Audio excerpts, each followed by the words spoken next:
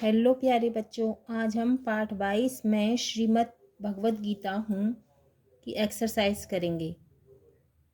शब्दार्थ: कारागार यानी जेल, पितामह यानी पिता के पिता, मोहपाश यानी मोह के बंधन, भ्रमित यानी उलझन में पड़ा हुआ, वितृष्णा यानी विरक्त, हतप्रभ यानी भौचक्का, किंकर्तव्य विमूढ़ यानी क्या करूं क्या ना करूं की उलझन में उलझा हुआ, शोकमग्न यानी दुख में डूबा, विषय यानी भोग विलास, अनासक्त भाव यानी परिणाम या फल की इच्छा न रखने की भावना की आशा न करना,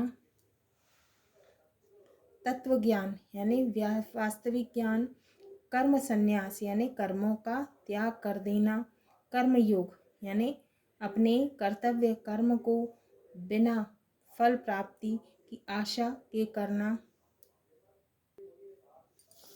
आसुरी स्वभाव यानी राक्षसी गुण, तात्विक मीमांसा यानी तत्व संबंधी व्याख्या, विश्वात्मा यानी सारे संसार का स्वामी, व्याप्त यानी समाया, अनादि यानी जिसका आरंभ नहीं होता हो, अनंत यानी जिसका अंत ना होता हो, सनातन यानी हमेशा रहने वाला, विज्ञान सम्मत यानी विज्ञान के द्वारा समर्थित या सिद्ध, आसुरी प्रवृत्तियाँ यानी राक्षसी स्वभाव, संघर्ष यानी युद्ध या टकराव, समाहित यानी समाया हुआ, सार्थकता यानी उपयोगिता, अवस्थित यानी स्थित, गांडीव यानी अर्जुन के धनुष का नाम, मिश्रत यानी निकली, पलायन यानी भागना,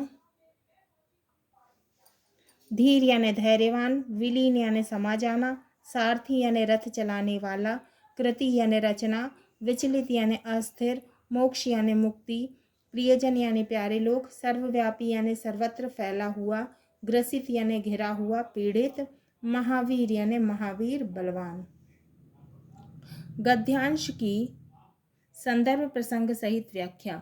गद्यांश 1: पलायन कभी भी मनुष्य के यश में वृद्धि नहीं कर सकता। संदर्भ: प्रस्तुत गद्यांश में मैं श्रीमद् भगवद गीता हूँ शीर्षक पाठ से लिया गया है। इसकी लेखिका डॉक्टर लता अग्रवाल है। प्रसंग: इस गद्यांश में लेखिका ने पलायनवादी दृष्टिकोण का निषेध करते हुए लिखा है। व्याख्या: पलायन का अर्थ यथार्थ से विमुख होना, सच्चाई से दूर भागना। यानी पलायन का अर्थ है यथार्थ से विमुख होना, सच्चाई से दूर भागना, जीवन में निराश होकर अनुचित मार्ग पर चलना। पलायनवादी व्यक्ति संसार में बदनाम ही होता है, उसे कभी भी यश नहीं मिलता है, उसे कभी भी यश नहीं मिलता है। तो जो व्यक्ति पलायनवादी हो जाता है उसे कभी भी यश नहीं मिलता है। अर्जुन का युद्ध भूमि से पलायन करना उसे यश को धूमिल कर देगा। वह संसार में कहीं भी सिर ऊंचा करके घूम फिर नहीं सकेगा।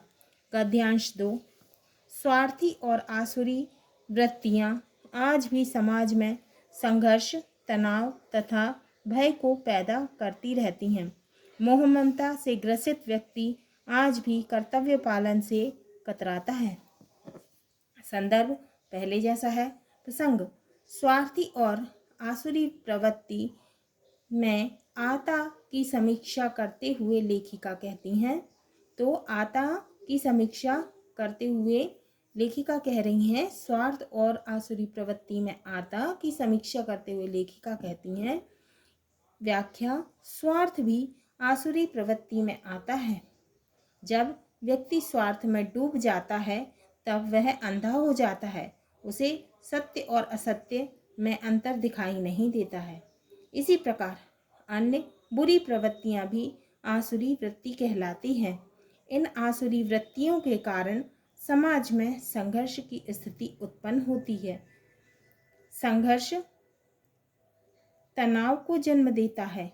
तनाव में मन में भय उत्पन्न होता है, डर उत्पन्न हो, व्यक्ति कर्तव्य पालन से विमुख हो जाता है, मतलब दूर हो जाता है।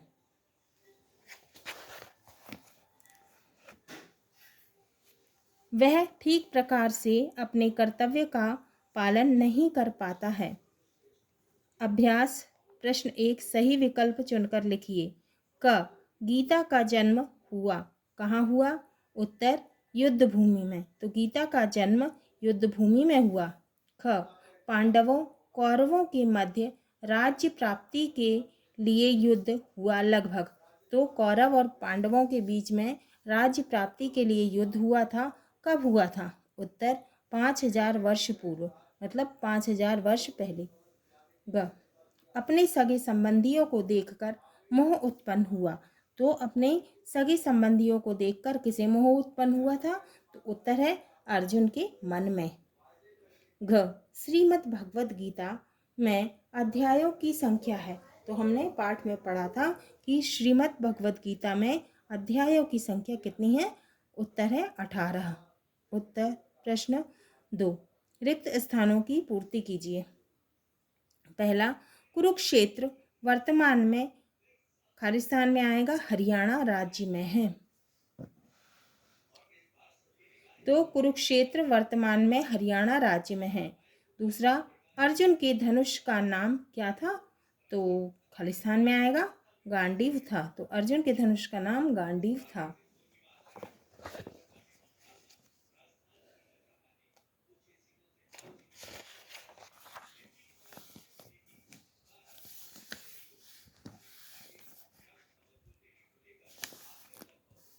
तीसरा समर भूमि में धीर गंभीर योद्धा को विचलित हुए बिना युद्ध करना चाहिए।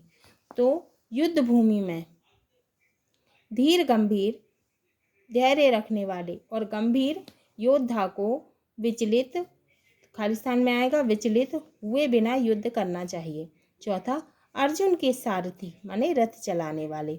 तो अर्जुन के सारथी श्री कृष्ण थे। तो भगवान श्री कृष्ण अर्जुन के सारथी थे। खालिस्तान में आएगा श्री कृष्ण।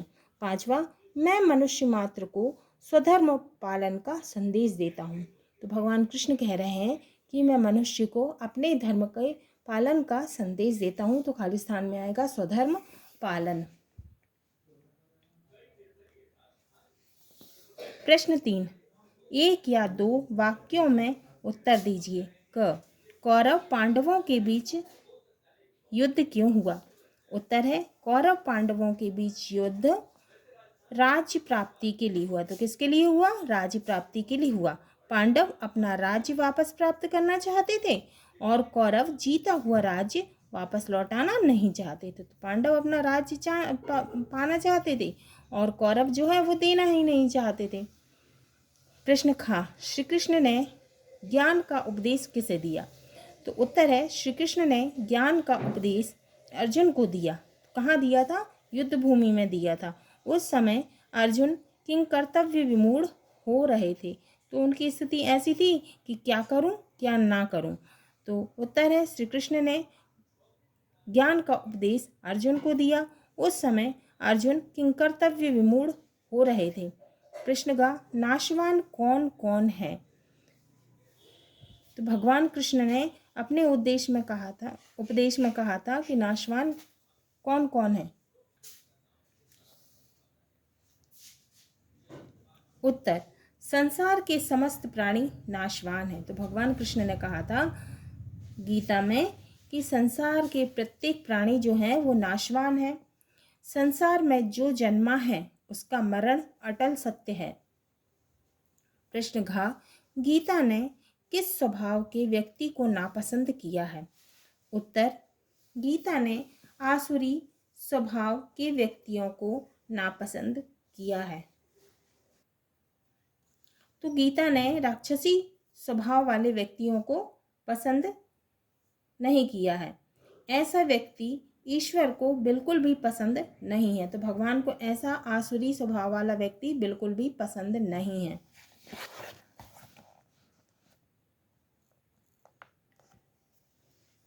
प्रश्न 4 3 से 5 वाक्यों में उत्तर दीजिए। प्रश्न का मोह के योग्य व्यक्ति कौन होता है?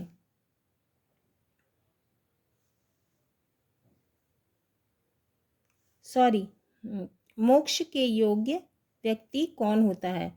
उत्तर राग द्वेष से रहित, निष्काम करने वाला, धैर्यवान, सुख दुख, जय पराजय और लाभ हानि में समता भाव व्यक्ति ही मोक्ष के योग्य होता है। प्रश्न ख, श्री कृष्ण ने अर्जुन को गीता के माध्यम से क्या उपदेश दिया? उत्तर, श्री कृष्ण ने गीता के माध्यम से अर्जुन को स्वधर्म पालन का और अनासक्त भाव से कर्म करने का उपदेश दिया। प्रश्न ग, गीता को परमात्मा की वाणी क्यों कहा गया है? उत्तर, गीता को परमात्मा की वाणी इसीलिए कहा गया है कि कुरुक्षेत्र के मैदान में स्वयं भगवान श्री कृष्ण ने अर्जुन को जो उपदेश दिया था वही श्रीमद् भगवद गीता में लिखित है। तो गीता को परमात्मा की वाणी इसीलिए कहा गया है कि युद्ध के मैदान में कुरुक्षेत्र में स्वयं भगवान कृष्ण ने अर्जुन को जो उपदेश दिया था वही श्रीमद् भगवद गीता में लिखा हुआ है। प्रश्न घ, यदि कृष्ण अर्जुन के सखा एवं हितैषी ना होते तो क्या होता? उत्तर, यदि कृष्ण अर्जुन के सखा एवं हितैषी ना होते तो क्षत्रिय धर्म की स्थापना नहीं होती, पलायनवाद का जन्म होता, अधर्म का अभ्युदय होता, वीरता बांझ होती। हाँ, तो यदि कृष्ण भगवान जो हैं वो अर्जुन के सखा नहीं होते तो क्षत्रिय धर्म की स्थापना ही नहीं होती और पलायनवाद का जन्म होता और अधर्म का उदय होता और वीरता नहीं होती। प्रश्न इंग, यदि दुर्योधन किसी तरह राज्य का उत्तराधिकारी बन गया होता तो क्या होता? उत्तर, यदि दुर्योधन किसी तरह राज्य का उत्तराधिकारी बन गया होता तो चारों ओर अन्याय और अत्याचार फैलता, विश्व शांति खतरे में होती, मानव सभ्यता और संस्कृति की अपूर्व क्षति होती। भाषा की बात। प्रश्न 1, निम्नलिखित शब्दों का शुद्ध उच्चारण कीजिए। भ्रमित, वितृष्णा, विरक्ति, किंकर्तव्य, विमूढ़, अनासक्त, संन्यास, तात्विक, विश्वात्मा, सम्मत, संघर्ष। प्रश्न 2, निम्नलिखित शब्दों की वर्तनी शुद्ध कीजिए। उत्तर, अशुद्ध वर्तनी, शुद्ध वर्तनी, भ्रमति, भ्रमति, वितृष्णा, वितृष्णा, विरक्ति, विरक्ति, किंकर्तव्य, किंकर्तव्य, हतप्रभ, हतप्रभ, संन्यास, संन्यास, तात्विक, तात्विक, सम्मत, सम्मत, संघर्ष, संघर्ष, व्याप्त, व्याप्त। प्रश्न 3, त्व प्रत्यय लगाकर निम्नलिखित शब्दों से नए शब्द बनाइए। गुरु, पुरुष, कृति। उत्तर है गुरु, पहला है गुरु, धन, त्व, गुरुत्व। दूसरा है पुरुष, धन, त्व, पुरुष, पुरुषत्व। तीसरा कृति, धनत्व, कृतित्व। प्रश्न 4, निम्नलिखित शब्दों का वाक्यों में प्रयोग कीजिए। उत्तर, पहला है राज्य प्राप्ति। महाभारत का युद्ध राज्य प्राप्ति के लिए हुआ था। दूसरा, युद्ध भूमि। वीर पुरुष युद्ध भूमि में पीठ नहीं दिखाया करते हैं। तीसरा, कारागार। श्री कृष्ण जी का जन्म कारागार में हुआ था। चौथा, मोर्चा।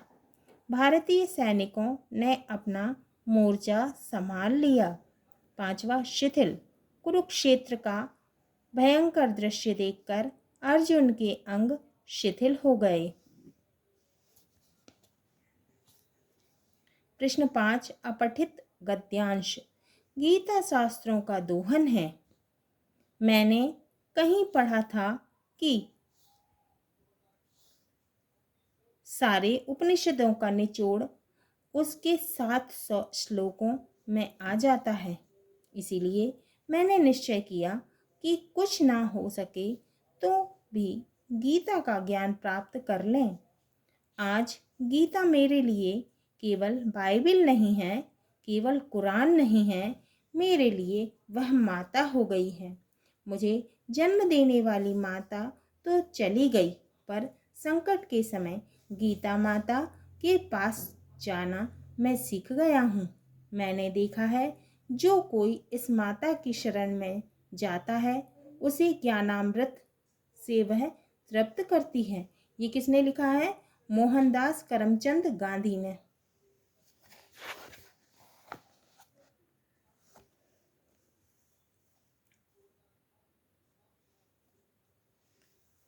उपर्युक्त गद्यांश को पढ़कर नीचे लिखे प्रश्नों के उत्तर दीजिए। पहला, गांधी जी के अनुसार गीता क्या है? तो हमने गद्यांश में पढ़ा था। उत्तर, गांधी जी के अनुसार गीता माता के रूप में है। तो गांधी जी के अनुसार गीता जो है वो माता के रूप में है। दूसरा, गांधी जी संकट के समय किसके पास जाते थे? गद्यांश में हमने पढ़ा था।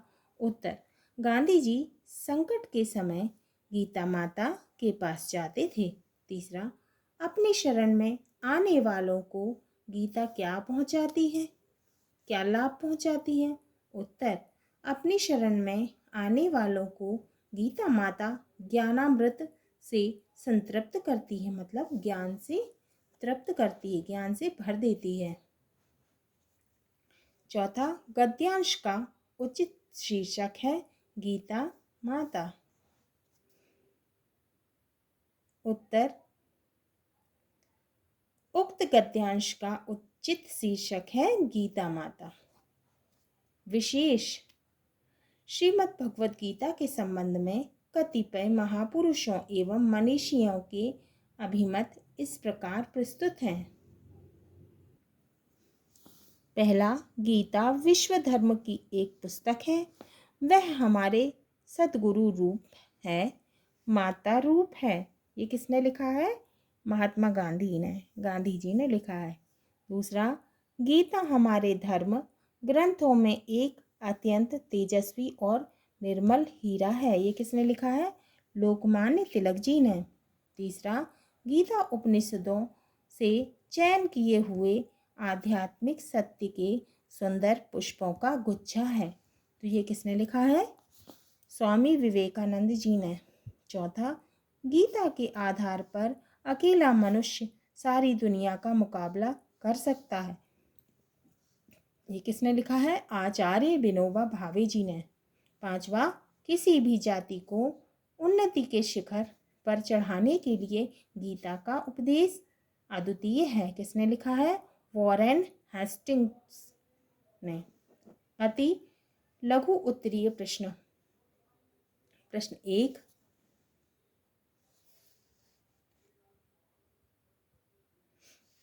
श्रीमद् भगवद गीता के अनुसार जीवन की सार्थकता कैसे प्राप्त की जा सकती है? उत्तर, समाज में व्याप्त बुराइयों से बचकर चलने में ही जीवन की सार्थकता प्राप्त की जा सकती है।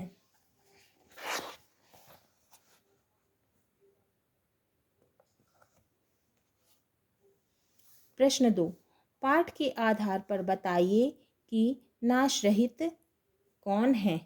तो पाठ में हमने पढ़ा था कि नाश रहित कौन है, तो उत्तर है आत्मा। प्रश्न 3, पाठ के अनुसार बताइए कि युद्ध करना किस परिस्थिति में आवश्यक हो जाता है? तो उत्तर है जब न्याय और अधिकार प्राप्त करने के लिए कोई मार्ग न बचे, तब युद्ध करना पड़ता है।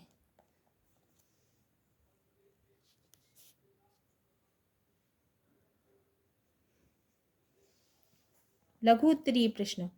प्रश्न 4, श्रीमद् भगवद गीता को परमात्मा की वाणी क्यों कहा गया है? उत्तर, साक्षात भगवान श्री कृष्ण के मुख से निसृत होने के कारण परमात्मा की वाणी कहा गया है। तो भगवान श्री कृष्ण के मुंह से निकलने के कारण इसे परमात्मा की वाणी कहा गया है। प्रश्न 5, पांडवों और कौरवों के बीच युद्ध को न्याय और अन्याय अथवा धर्म और अधर्म के बीच युद्ध क्यों कहते हैं?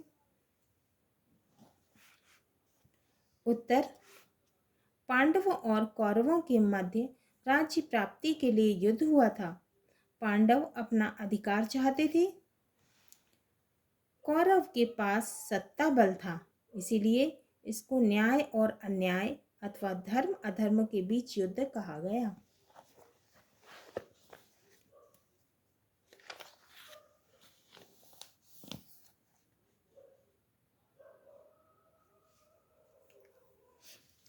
प्रश्न 6, श्रीमद् भगवद गीता के अनुसार योग साधना कर्म संन्यास से श्रेष्ठ क्यों है? उत्तर, श्रीमद् भगवद गीता स्वधर्म पालन का संदेश देती है, कर्म संन्यास को नहीं, अपितु कर्म संन्यास कर्म योग साधना को श्रेष्ठ माना जाता है। तो कर्म संन्यास को नहीं, अपितु कर्म योग साधना को श्रेष्ठ माना जाता है। राग द्वेष से रहित कार्य करने वाला व्यक्ति किसी सन्यासी से कम नहीं होता। जो दूसरों से ईर्ष्या नहीं रखता वह सन्यासी से कम नहीं माना जाता। दीर्घ उत्तरीय प्रश्न। प्रश्न 7, युद्ध से पहले युद्ध भूमि में अर्जुन की मनोदशा का वर्णन अपने शब्दों में कीजिए जब उन्हें युद्ध के प्रति वितृष्णा होने लगी। उत्तर, अर्जुन ने हाथ जोड़कर श्री कृष्ण से कहा, तो अर्जुन ने भगवान श्री कृष्ण से हाथ जोड़कर कहा कि वह अपने सगे संबंधियों से युद्ध नहीं करना चाहता। वह राज की प्राप्ति के लिए अपने स्वजनों को मारना नहीं चाहता। तो वह भगवान कृष्ण से कह रहे थे कि वो अपने जनों को राज्य प्राप्ति के लिए मारना नहीं चाहते हैं। अति लघुत्तरीय प्रश्न। प्रश्न 8, अर्जुन भ्रम में क्यों पड़ गए? उत्तर, उनके सगे संबंधी युद्ध में सामने खड़े थे, ताऊ, काका, मामा, ससुर, पौत्र आदि, इसीलिए वे भ्रम में पड़ गए थे। लघु उत्तरीय प्रश्न। प्रश्न 9, व्यक्ति के कर्तव्य पालन से कतराने का कारण स्पष्ट कीजिए। उत्तर, मोह ममता से ग्रस्त व्यक्ति कर्तव्य से कतराता है। प्रश्न 10, श्री कृष्ण के उन वचनों का वर्णन की अपने शब्दों में कीजिए जिन्हें सुनकर अर्जुन युद्ध के लिए तैयार हो गए थे। उत्तर, श्री कृष्ण ने कहा कि वह पुरुषार्थी बने, पलायन कभी भी मनुष्य के यश में वृद्धि नहीं कर सकता। जब न्याय और अधिकार प्राप्त करने के लिए कोई मार्ग न बचे तो युद्ध ही करना पड़ता है।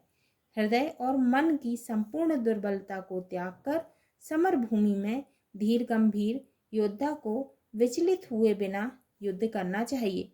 प्रत्येक व्यक्ति की मृत्यु निश्चित है। तो ये हमारा पाठ 22 में श्रीमद् भगवद गीता हूँ कि एक्सरसाइज प्रश्न उत्तर अभ्यास प्रश्न पूरे हुए। अगले वीडियो में हम विविध प्रश्नावली 3 को करेंगे।